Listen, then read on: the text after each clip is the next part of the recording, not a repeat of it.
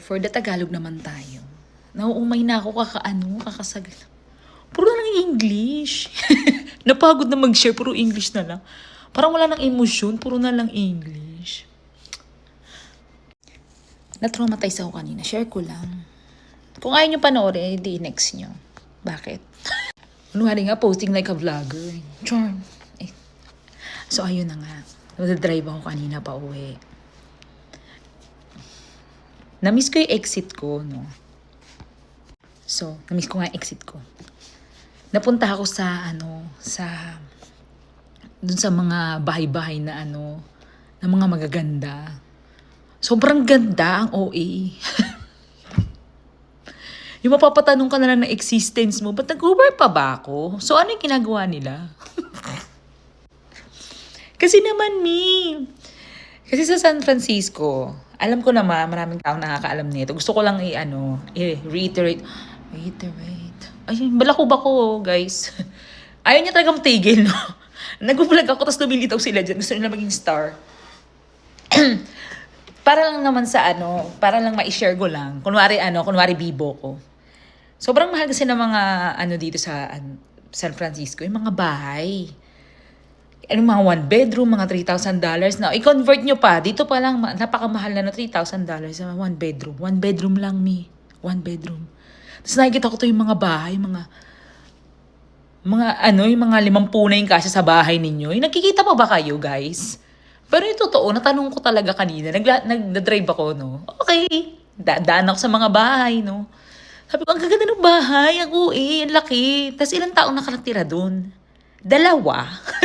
Tapos, sobrang lalaki ng mga bahay nila. So, kung yung mga 3 bedrooms, mga $2.5 million, ganyan, nag-auction pa sila. Auction pa yan, mga Hindi yung hindi siya yung, kunwari, bibili ka ng bahay. Ang selling price nila mga 1.5, Kemerut, ganyan. I-auction pa nila yan. Bakit ko alam? Basta next time na yun. Huwag na natin ikwento yun. Personal na masyado. So, nagtatanong. Parang gusto patunog. Tumunog. Huwag gagayahin. Okay, don't do that at home. Gawin nyo sa labas. Sorry. So, back natin sa kwento ko. Ang dami ko kinikwento. Ang daming segue.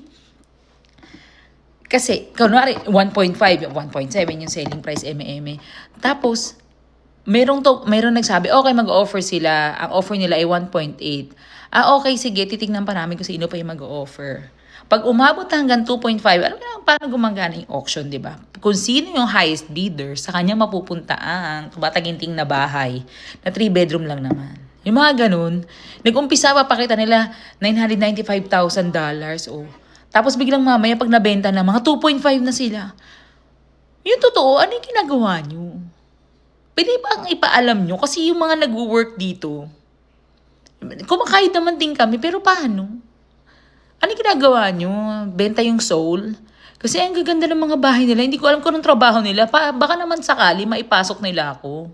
Gano'n lang din yung work ko. Kasi parang napaka-imposible. Sobra talaga. Ganda ng mga bahay. Hindi naman kasing ganda na sa Beverly Hills. Kasi sa Beverly Hills naman, mga celebrity na naman yung mga nandun. Yung mga tech giants, mga Kemerut, ganyan.